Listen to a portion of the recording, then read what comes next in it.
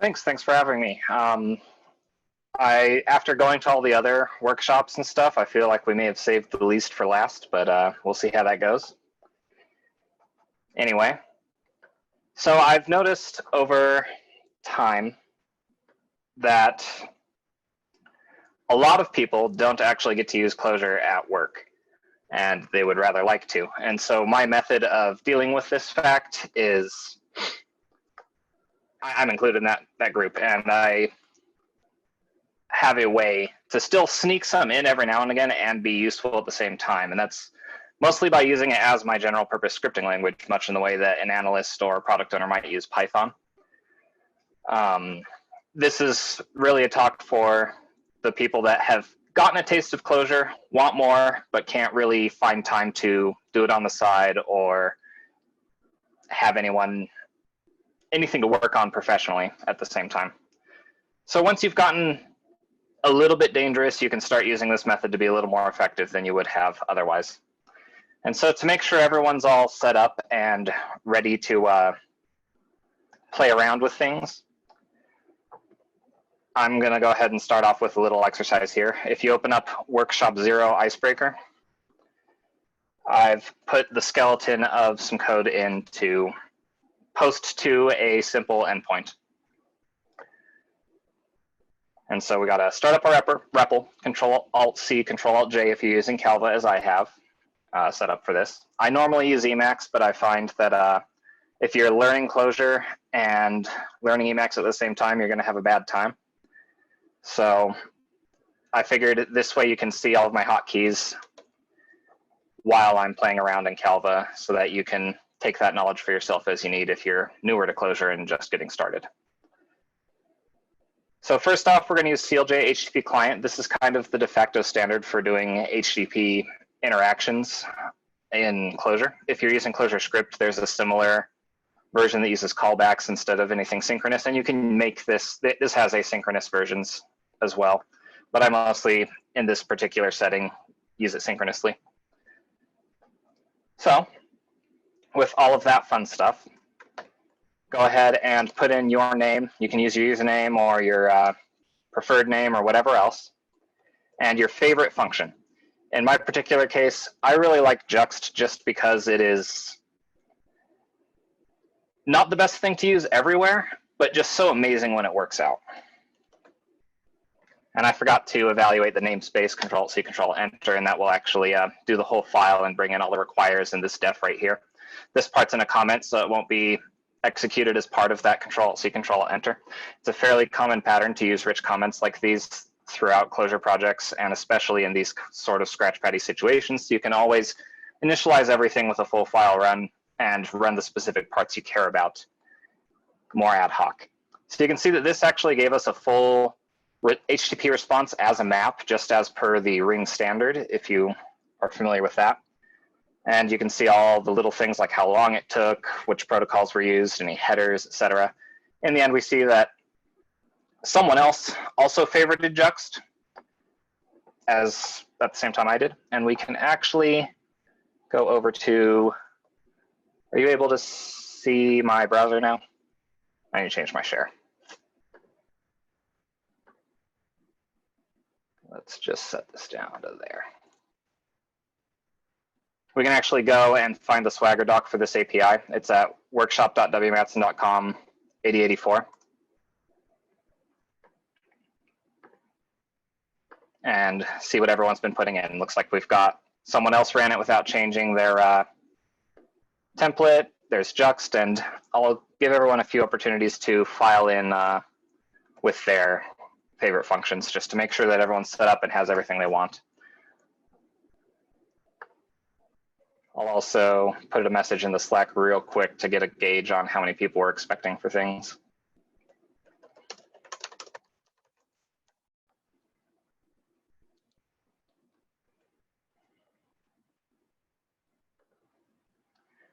Comp is absolutely great. I really just love the higher order functions in general.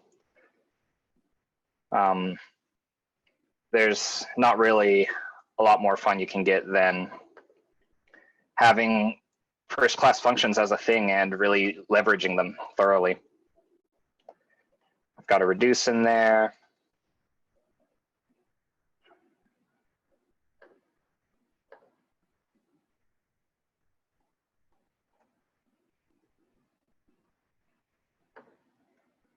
Zip map, always a joy to use when you find a good use case for it. We saw that earlier in, I believe, Mark's talk, and probably another place as well, just for easily getting things in and out of the CSV shape or the tabular shape. I haven't gotten around to transduce very much myself, but it's a fun one when you need that little bit of extra performance on a big streaming operation.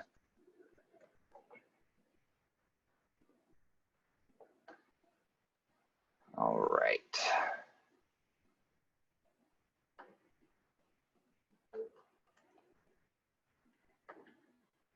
I think we've got enough for now.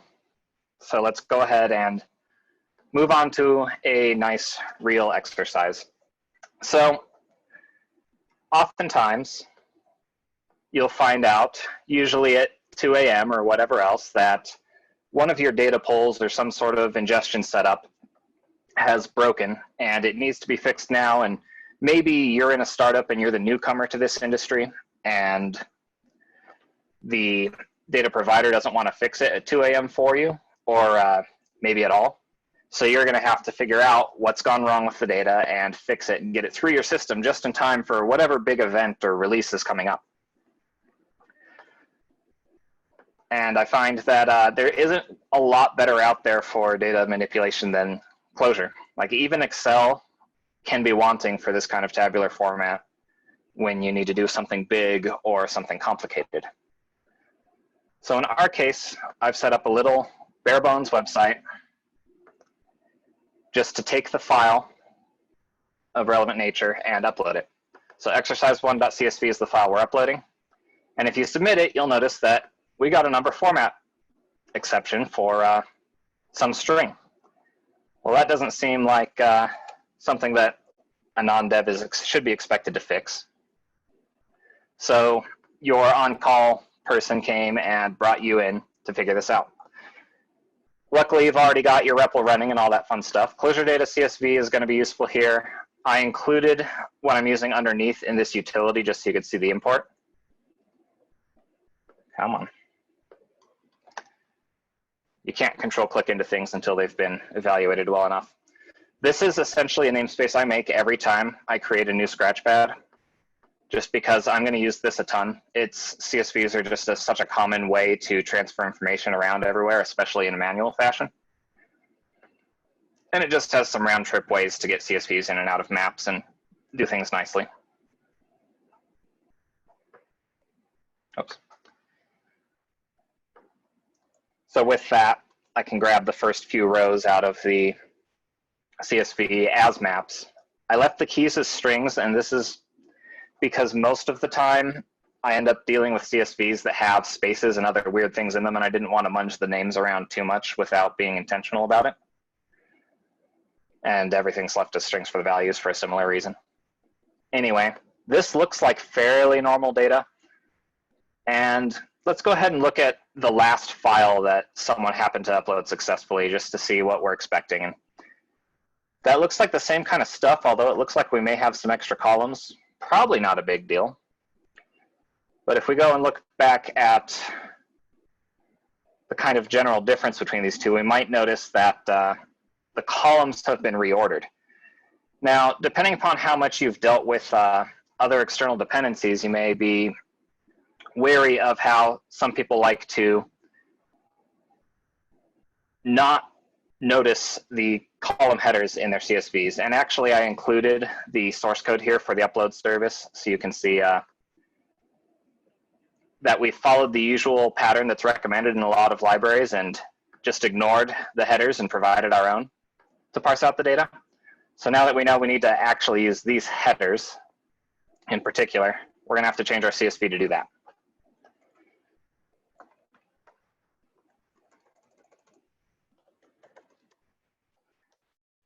And if anyone has any questions at any time, just ask. And if I'm not seeming to notice it, then one of the panelists should be able to notify me.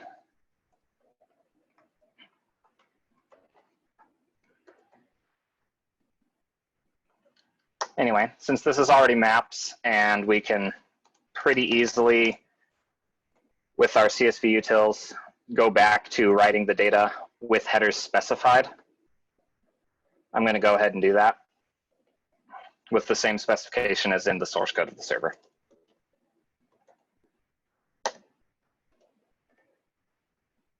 And I'm going to do these as strings for now.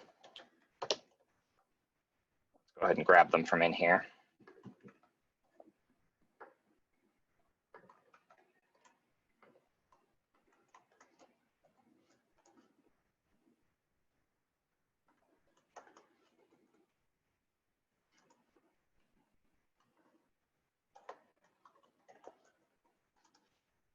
I really enjoy the expand selection hotkey in here, Control W. If you keep tapping it, it will continue expanding the selection lexicographically. This is a feature of Calva, and there's usually corollaries in cursive and most of the other setups. Control Shift W similarly shrinks the selection. To write the data back out, there's a separate function. That's why I included I/O.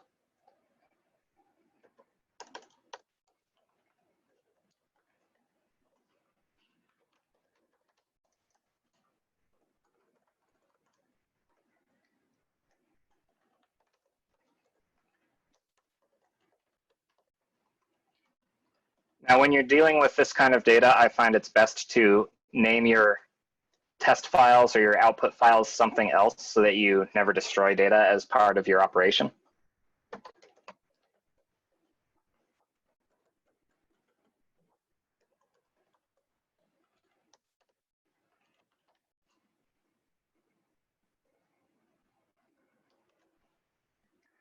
And you'll notice that a new CSV showed up with the relevant columns in the right order. So let's go ahead and upload that CSV. Oops.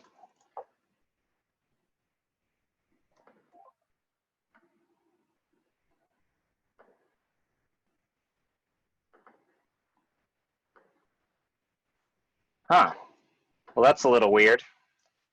There must be some duplicates in this data, and that's going to be a little more interesting to figure out.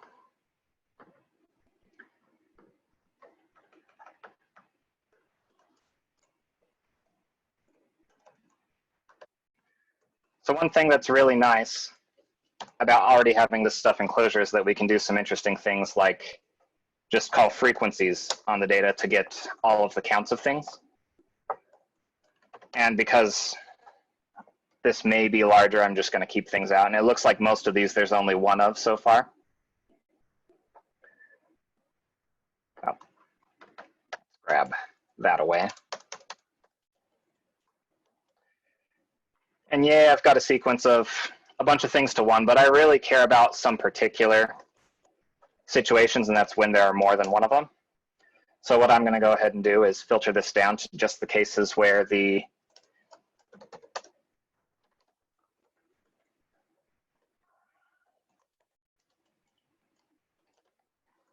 count, which is the second item in all of these map entries, is greater than 1, or greater than 1, not 2. And I find that I always need to, just for my own certainty, do this whenever I'm going to use one of the comparison operators, just so that I know I've got it in the right order. And I may have done something funny here. What I'm going to do is just skip to a slightly different version of how I did this. That was raise par edit, Control-Alt-P, Control-Alt-P R in Calva. What it did was it took the thing that was after my, or before my cursor, and replaced the, it was after my cursor, isn't it? Yeah, replaced its parent in the tree of data, if you will.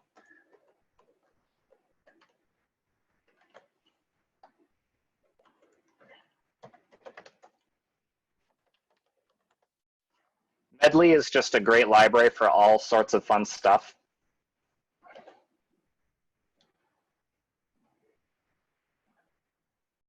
Just got to read some stuff real quick.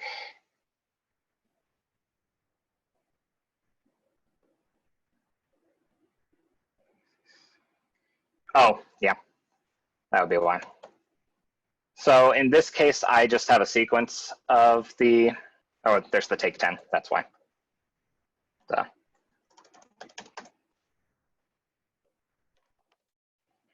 So we found that there are actually just 2 duplicates, and they happen to be true duplicates and not duplicated by ID. We could have figured that out similarly with grouping by the event ID, which I didn't start with and should have, just in case of that purpose. Oops.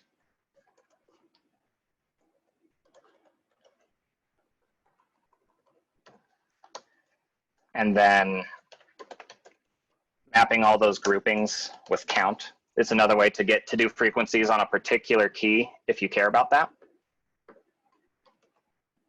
And you can find that that ID showed up twice, and with our previous expression, you could find that they're exact duplicates. And so since the size of these, the working file and the new file are so different, and maybe I heard about some current events of there's a big thing going on, maybe there's a manual process on the other side that stitched these together a little incorrectly. I think we're pretty safe to just ignore the duplicates though. So I'm just gonna go ahead and shove them into a set, because that'll get rid of all the duplicates pretty quick. And then let's try to go ahead and re-upload that file.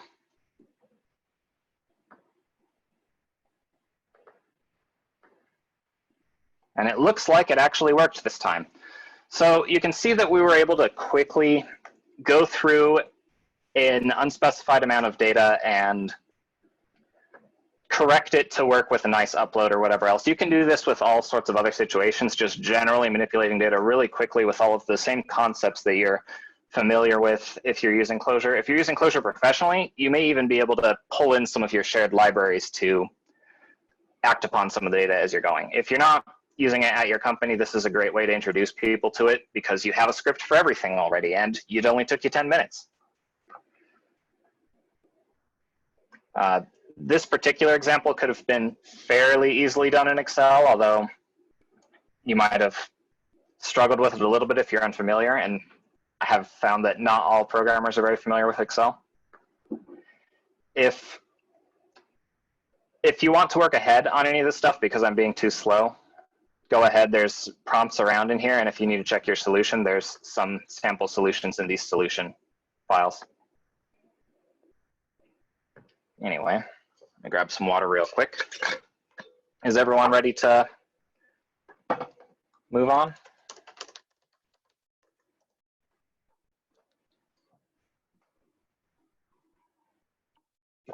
Oh, I'm using Karnak to produce the hotkeys throughout everything.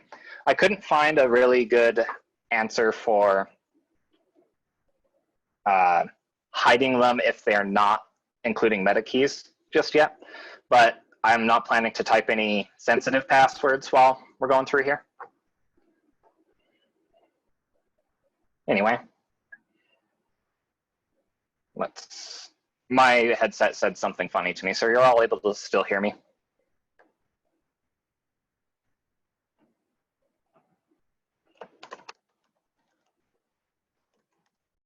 Yeah, can you hear me still? Okay, cool. All right. Anyway, onwards to the more interesting situation. So I find that pretty much everywhere I've been likes to be in that transition of we once had a monolith and we're moving over to microservices. But part of that is making it so that we get everything out of one database because it's not scaling well for us. And that may be just because I don't like working for particularly established places, and I like to work with things that are stable enough that I can keep having a mortgage, but unstable enough that I can have a lot of autonomy. Anyway, as everyone splits things up, there are going to be situations where you had data that was once all in one place and all in one common DSL, such as SQL, to go and ask questions about. But in order to make all of the microservices or whatever else you're making more independent, you're going to split up how they're storing data. And you may even have it across different mediums, like some might be SQL and some might be Mongo and some might just manage to hold it all in memory or whatever else.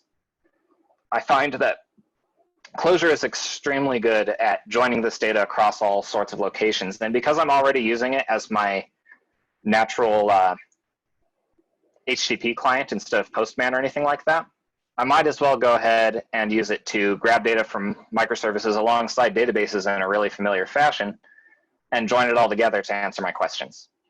So in this particular case, we've got some questions that have come down from on high because of the recent event that produced such a large file for us and all of the suddenly big sales that we've had. What's really driving that? It's not something a person can easily comb through or figure out nicely with a lot of VLOOKUPs. It's going to take a pretty good amount of time to do.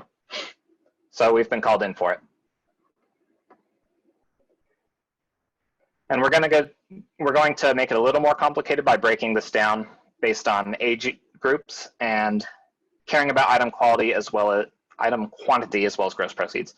So anyway, this basic query right here will provide the relevant schema in the database that we've got ready to connect to. The password for your read-only data source is vision with a 0 instead of an O. And when you evaluate this namespace, you may or may not actually get the Java Swing app focus from the JOption pane that I'm using to enter passwords without actually saving them in the source code. So you may need to Alt-Tab and find it if it didn't pop up for you. That particular part is right here. It's just storing all the passwords in an atom so that you can easily just type in passwords once, and if you need to, force a retry without having to store everything in source code or in some unencrypted or barely encrypted directory on your own box or anything like that. I find it just kind of simplifies the way that some of those security things are handled without really making too many trade-offs. Anyway, if you run this query, limited to 10 items, you can see that jdbc.next is what I'm using. It's a lot like Clojure Java JDBC, but it's kind of newer, and I like how it namespaces keywords to be relevant to their tables. It really helps prevent lots of collisions and makes a lot of things more clear for me. Anyway, there's a purchases table and items table and a purchase adjacent events table. And you'll notice that sometimes an event may be twice above and below, but because we don't really care about the exact numbers and just the what's most effective, we can kind of ignore that caveat. But on your own time, if you're interested in going above and beyond, that's a good way to go. A good direction to go is figuring out those exact things. At the same workshop.wmatson.com, there's another resource, the users resource, that just has one endpoint in it for getting all of your users. There are only 1,000 users total, but it's a simple just limit and skip setup, and the max limit is 100.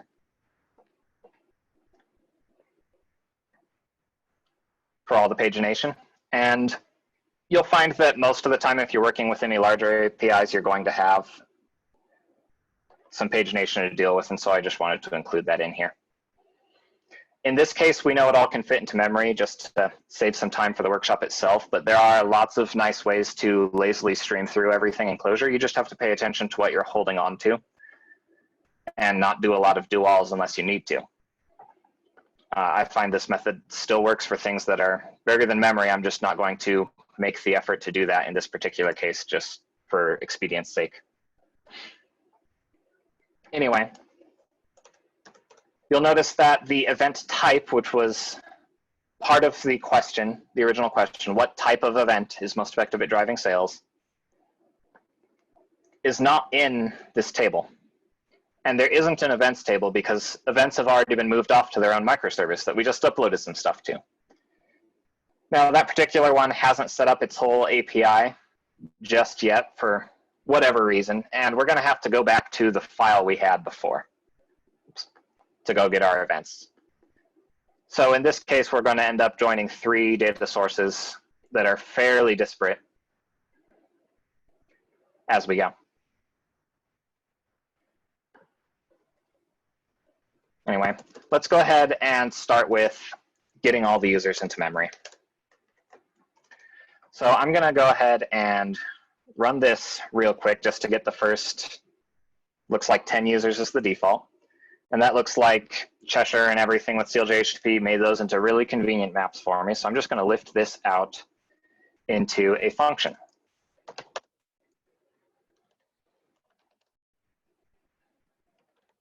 and add some edits effectively.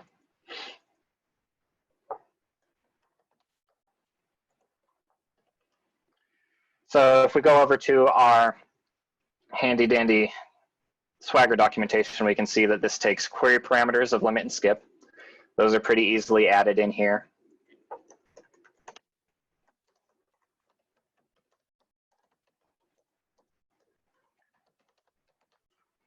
Now it's also nice to sometimes just put these things into a map.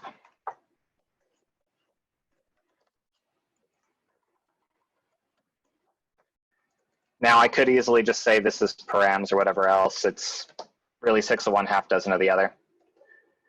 This way I know that I'm definitely selecting it down to just the relevant keys and things though, so I'm gonna leave it that way. And when I'm writing these sort of functions for my own purposes, in order to make them more reusable and more able to be called across environments later, I like to always define them in terms of the base URL, even if I've just got it deffed at the top for my particular use case. I created a new function, so I'm reevaluating the file real quick. And now over here, I'm gonna go ahead and call that function.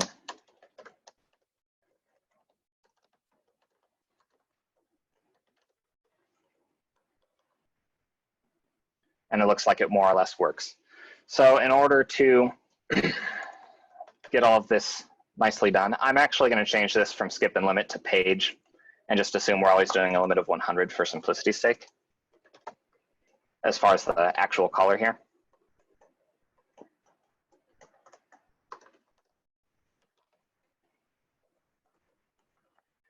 This is, you know, it's the scratch pad. You can design it however you want to, and if your particular use case doesn't require a change of a particular parameter, it's fine not to expose it. You can always do it easily pretty much later.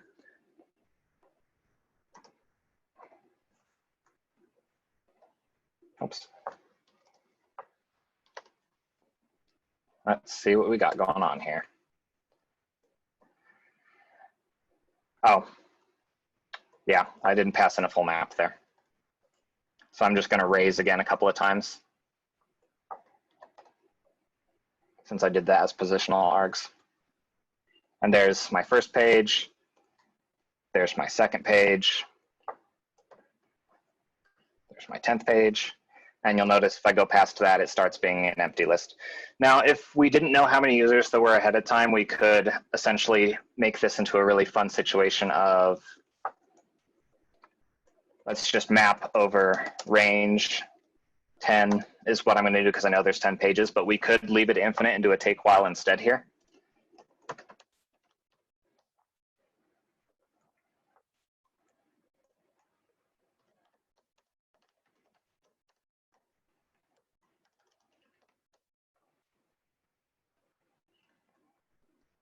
And since I'm not needing to do take while and I plan to put this all into one sequence at the end, I'm just going to map cat. And just to be certain we've got the right ones, I'm going to count at the end.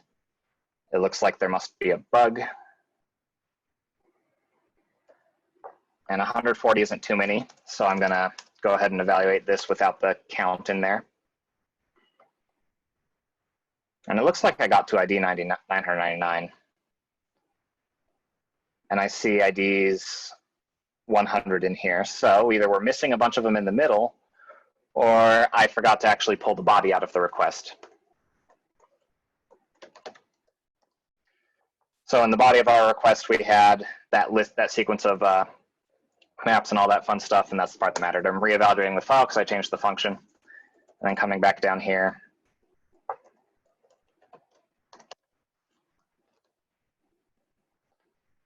If I were in Emacs right now, what I would probably do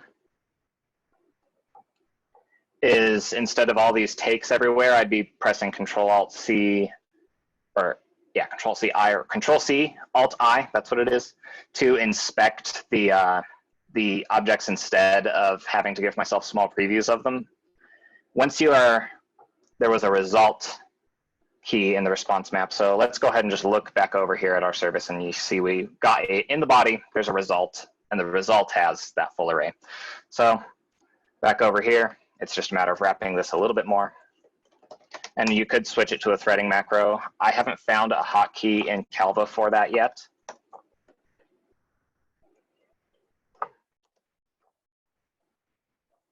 But it looks like we've got what we want now, and we just have a sequence of all of the users at our disposal. So I'm going to go ahead and change this up a little bit to just get stored off in a def. And that's a lazy sequence, so if there were any errors, we're not going to see it until we use it, but that's perfectly fine in this situation. All right, so we've got this user data. We're particularly interested in the age on the users. I'm going to go ahead and get all of our relevant purchase things out into their own similar sequence.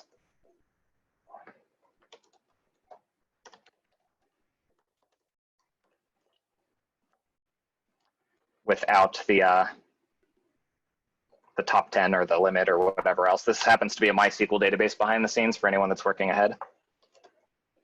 That's also going to be a lazy sequence.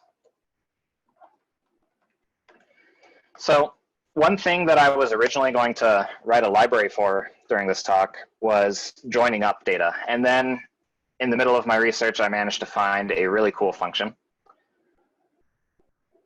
which is clojure.set/join. So if you can go find that on Clojure docs, you can see a little more detail, but I'm about to use it anyway. Whenever you are using anything fully qualified, which I tend to for the Clojure set and Clojure string, because I'm weird, it's best to require it in here so that you don't have any problems if things get loaded in a weird order or whatever else.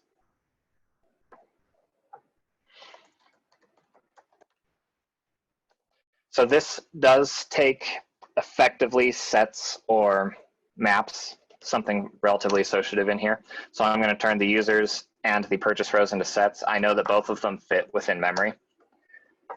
If you were doing something more advanced, you might need to create your own fancy joining operation.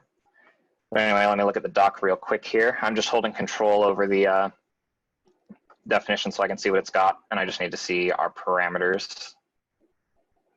There's a second overload for it that gives us the key mapping, and that's what we care about here, so that we know. Let's just grab 5 of each. This has purchases/user ID on it, which is what we care about, and users have just straight up ID on it. So we care about, on the user side, ID maps to the purchase rows, purchases/ID. So with this might be a lot of data, so I'm also going to just take a few of them.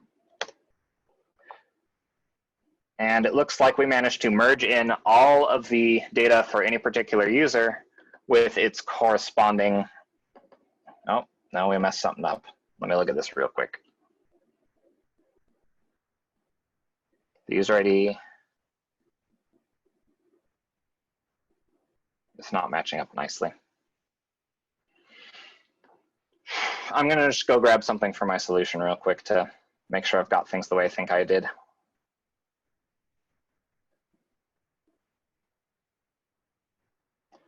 I'm gonna start with the purchases instead of the users just to check things out for certain. And then transpose these two as well. What I noticed was the user ID right here wasn't matching up with the user ID right here. And I haven't used this function a ton, so I'm not always familiar with how it's working. For now, we're going to just pretend, oh no, oh, it's because I did purchases ID instead of purchases user ID. That's just a nice little fumble on my part. Anyway, now we can see that for any purchase, we have the corresponding user data merged right in, ready for use. So that's all fun and dandy, but we haven't gotten our event types merged in as we'd like. I like to work with everything as flattened maps just because it's a little bit easier to think about most of the time, but sometimes you're going to have more nested structures, and in those cases you might bring in something like Spectre, or there was another one similar that we talked about at one of the first workshops, but it's escaping me right now. Anyway, let's go ahead and pull in that event data. So luckily I've already got a nice little solution here that includes some of the data I might care about. So I'm going to go ahead and lift a function out of here. I'm not even going to bother lifting a function. I'm just going to do this inline.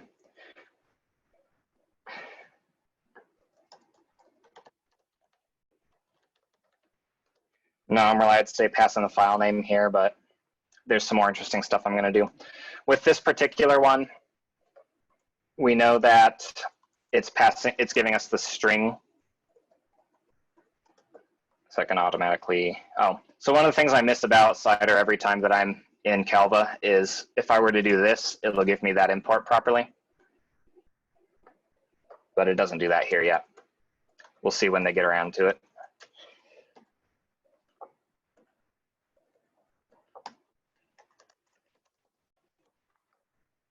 Anyway, this gives back those stringified maps, and I want all of the keys to be keywords, and I know they happen to be safe for that. So what I can do, do already have medley imported. Oh. Now, some people would just refer all with things like medley and things like that. I don't personally, just because sometimes those various libraries will hide functions that I care about and things like that. And it's just, I might as well work with namespaced things. It's not that much more typing, and it gives me a little bit better autocomplete sometimes.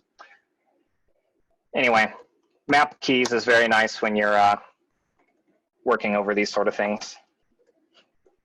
On every map, I want to change its keys to keywords. Oops. And you'll find little idioms like this all over the place as you work on these sort of problems.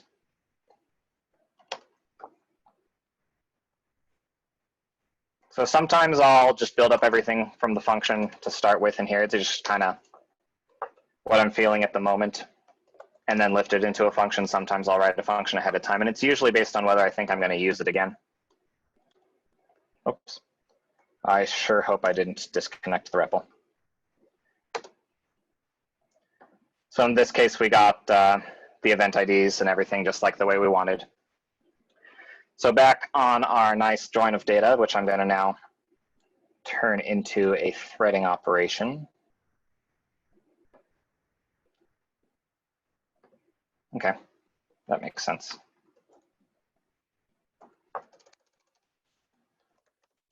To join everything up.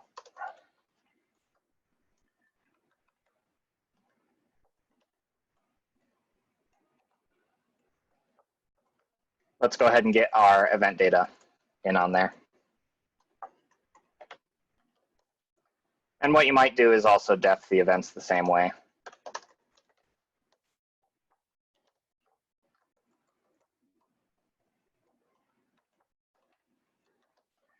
On our old set of data right here, I'm going to just add a little end paren so I can see the part way through there a bit. And I forgot to take 10 because of reasons. Anyway, we can find the event ID here is on purchase adjacent events event ID. Wherever it went, there it is. And on the events, we know it's under event-ID. So that's what we gotta put in here.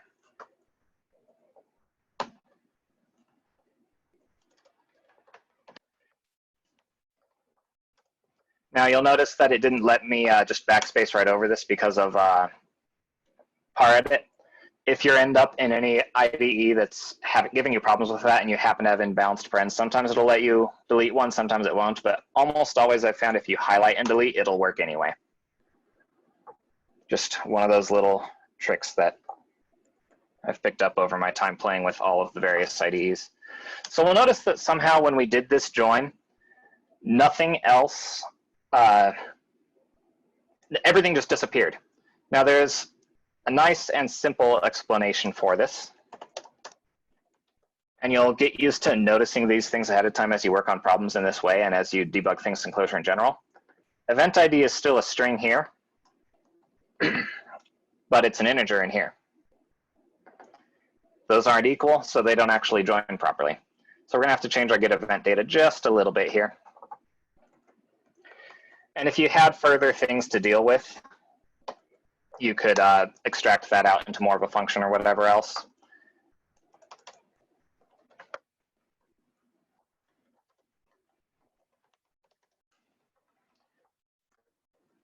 One moment. The easiest way to parse an integer in Clojure is to use the Java interop, as far as I can tell. But because integer / parse int is Java interop, you can't just pass it as a function directly. So it's just a quick thing to write that so that you can have more convenient stuff in here.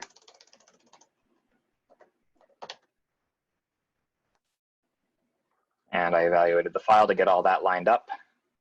I'm going to reevaluate this events thing and just look at the new events to make sure that, yep, event ID is an integer now, or a long technically. And then let's go ahead and go through this. I'm slurping in the next form. That's control right in here. That's just a normal par-edit thing. It's called structural editing.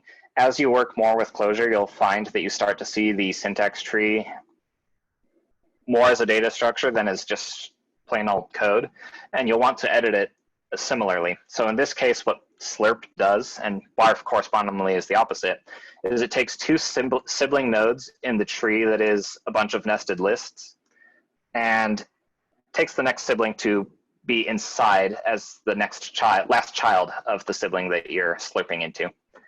Anyway, just little tricks. And that's how I did the take 5 so that I could see that I've got my event names, I've got my event types somewhere in here, and all of the things that I need to now actually answer the question. So I'm going to take this whole madness here.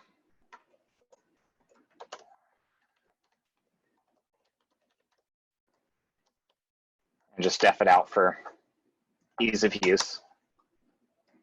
And start asking my questions. So now that we've got all the data in one place, we can actually answer what we wanted to answer. What's most effective at driving sales? What type of event? So the quickest thing that I think we're going to need to do is group by event.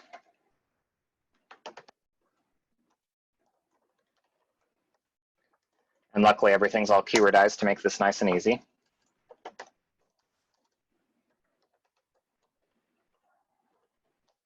And then we'll end up with a list of these kind of maps in here. So let's go ahead and do it by quantity first.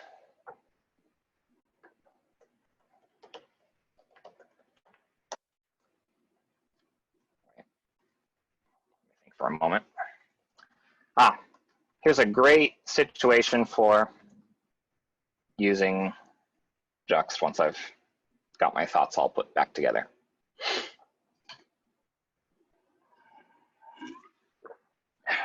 Anyway, what I'm thinking about right now is what shape I'm going to have everything in the end. So right now it's going to be this whole setup of I've got event ID, which I meant event type, and apparently a bunch of nils because I messed another thing up somewhere. So let's just remove that part and look again.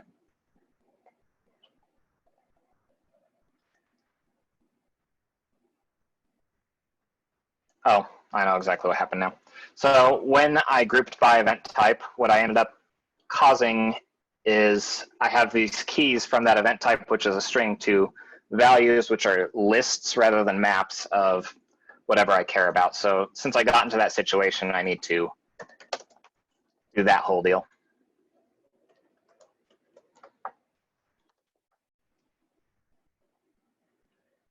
Of course, I've gotten even further off the rails. I'm just gonna, for expediency's sake, go grab or go look at what I was looking at first. Okay, yeah. I don't need to map vals, I just need a map in general because it's a sequence of maps already and I don't care about all of the individual setups in there.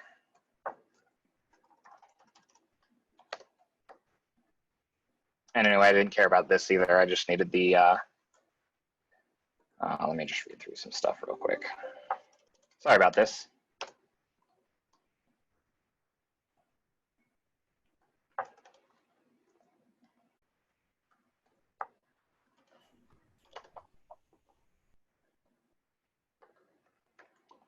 I'm just going to get back to looking at my flattened data because sometimes that's where the answer takes you, or sometimes that's where the investigation takes you. I have a bunch of event types that I need grouped by their age group and their event type, and I need to get all of the quantities summed up within there. If I wanted to just get the total quantity of things sold, purchases / quantity takes me there, right? And I can apply plus to sum them all up, or reduce plus if I feel like there's going to be too many items. If I want to do that by event type, I'm going to need to surround this. That's why I was thinking about things backwards. There we go. So now here we can see, whoops.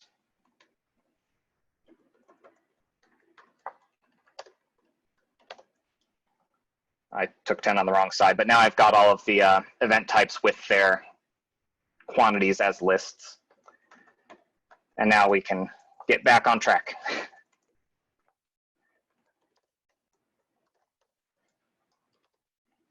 Anyway, looks like articles sold 813 things overall, podcasts sold 455, and videos sold 496. But we care about doing that grouped by the age group.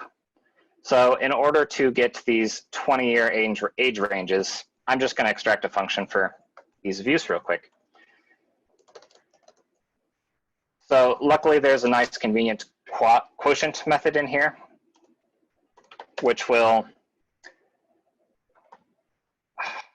it'll do the division you did in school before you knew about fractions, which has a name that is escaping me at the moment. So in this case, 20 goes into 30 once with a remainder of 10. Mod would give you that 10, quote gives you the other side.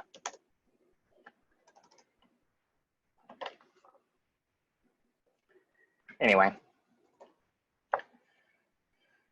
each age group is defined as effectively the quotient of their current age and 20 in this case.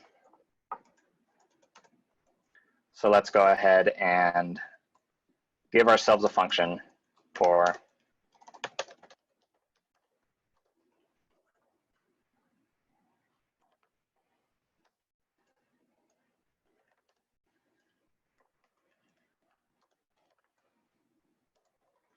now this is just going to give us a number for the age group for now, which I'll leave that exercise till later. Anyway, juxt is really nice because vectors do their equality in a nice way and will allow us to take two functions and return the results of each function as a vector in the order that they were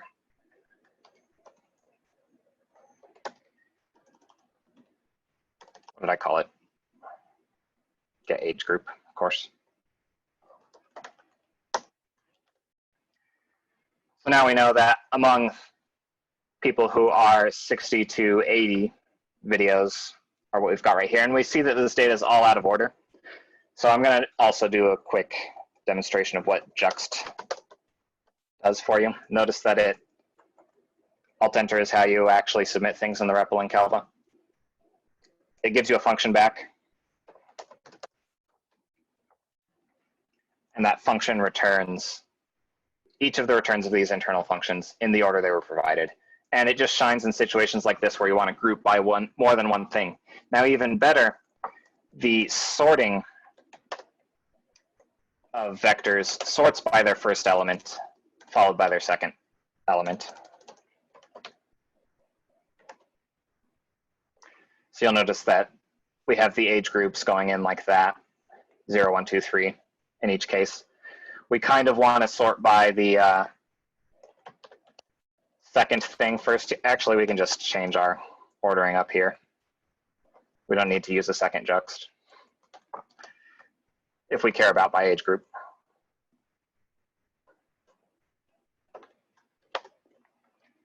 And we may want to do this descending instead of by the articles or whatever else where we want to actually group by the second thing descending. Here's a nice use of comp, which I remember was someone's favorite function. Minus or subtraction can negate something if you only give it one argument, and composing the second, which will grab this number, with negation will give us a descending sort of everything, so that we know among 10 to 20-year-olds, articles sold 357 things, and that was the best thing for selling things overall with that age group. So we may want to, in this case, break it down by age group, like we'd said at first. You don't see this a lot, but F first is the same as calling first and then first again on the result. So now we've got by age group is our first grouping, our first sorting, and then by quantity descending as our second. And we've got basically the question answered. We could doctor it up or put it into a fun format for our analyst or whoever asked us the question. But you know, at that point, I think anyone can figure it out, and the exercise is left up to the reader. In order to change this to answer the other question of the gross proceeds, which is defined as the amount or the cost of the item. Sorry, let me grab another one of these. The cost of the item multiplied by the quantity that was sold. Cost, quantity, multiply those together, you get gross proceeds. We can take the same code as we had before and just change this part to another anonymous function. Or we could go and extract that function if we think we're going to use it more.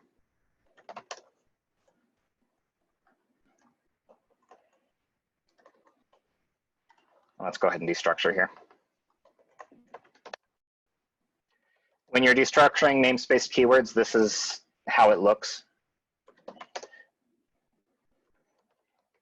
It took me, I have to look it up most of the time, but I just happen to remember it offhand this time. It will bind to the second, to the name, and not the namespace here. And now we've got this by gross proceeds, and we'd have to do some extra munging to get the exact gross proceeds going on, but we do have that articles were outclassing everything else in every case. Now, if you're curious on how I generated all this data, that's also in these other directories. And are there any other questions about this overall process of quickly solving a problem and munging together a bunch of information that I'll note again was across a file, a web service, and a database without any extra tools beyond our REPL and a couple of libraries?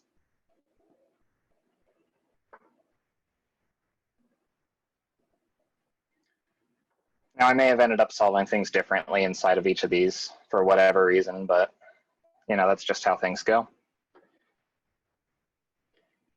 I've structured this project as I do my classic scratchpads. So most of the time when I'm building up a scratchpad, I'm going to generally use the same one throughout most of my time at a company. And I'm going to have effectively some name, maybe a resources folder for any sort of data that I needed to mess with. But oftentimes I'll actually just make a /temp or whatever in my home directory to pull things out of. I'll have a one-offs folder, which will generally have a ticket number, like from Jira, followed by a brief description as its name, which will just have all of my playground code like I had in each of these workshop solutions and the like. I created the exercise file with this data generation here. I populated the orders database this way. You can see why articles 1 is just that I grabbed a few of them and added a bunch of articles to the whole thing. And then sometimes I'll need to prototype something real quick or whatever else. I often have this protos folder for dealing with that. So here's the actual service for that upload file thing. Here's the service for user data. And this actually came on to another little nugget that I want to explore later in another way, which is semi-random data generation. You'll notice that we got the same users every time we hit the endpoint the same, and that's because I seeded my random number generator for creating all of these people. So you'll notice that even though I have 1,000 users, there's 92 lines of overall stuff, including my rich comments. And that's also including the favorite function deal. And this is all I wrote to get all of the seed data in there. I just have some choices to choose between and a seeded random for generating all of the data. This is the same technique that was used by the old game Starflight to create a semi-infinite universe that fit on a floppy disk.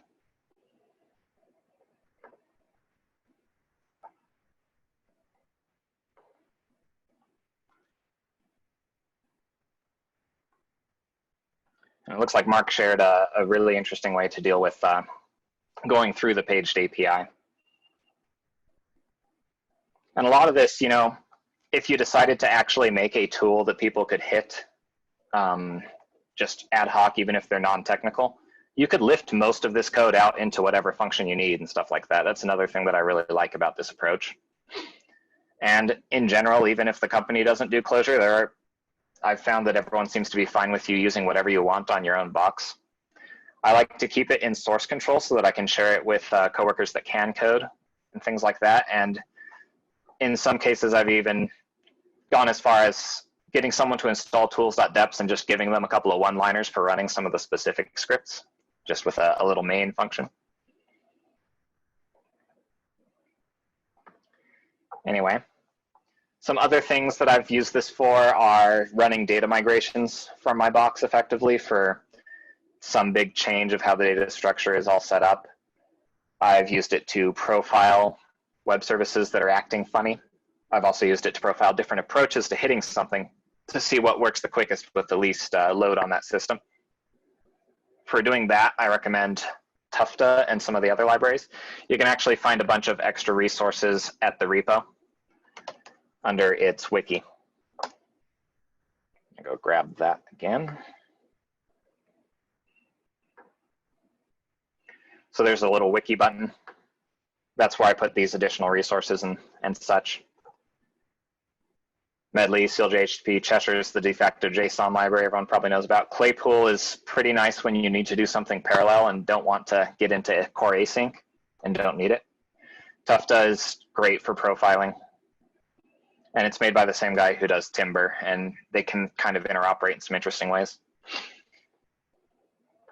Oh, Claypool is great for, Claypool combined with CLJ-HTTP is a great way to go see if you can knock down a web service without running out of ports on your local machine, which, you know, is good for most levels of use that I see for things.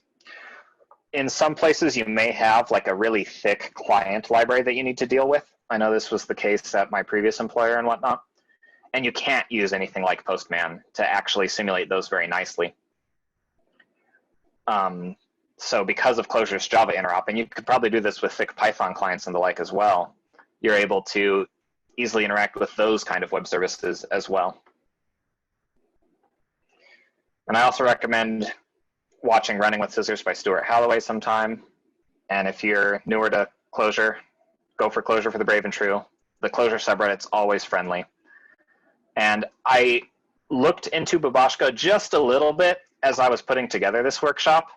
I think it actually is kind of a logical conclusion to where this is going, but it didn't exist when I started doing this.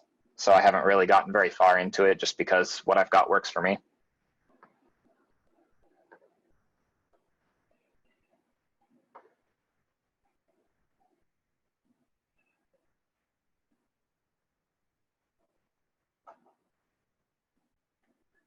All right, I think we're coming up on time here, so I'll go ahead and hand that off if no one has any other questions or anything like that.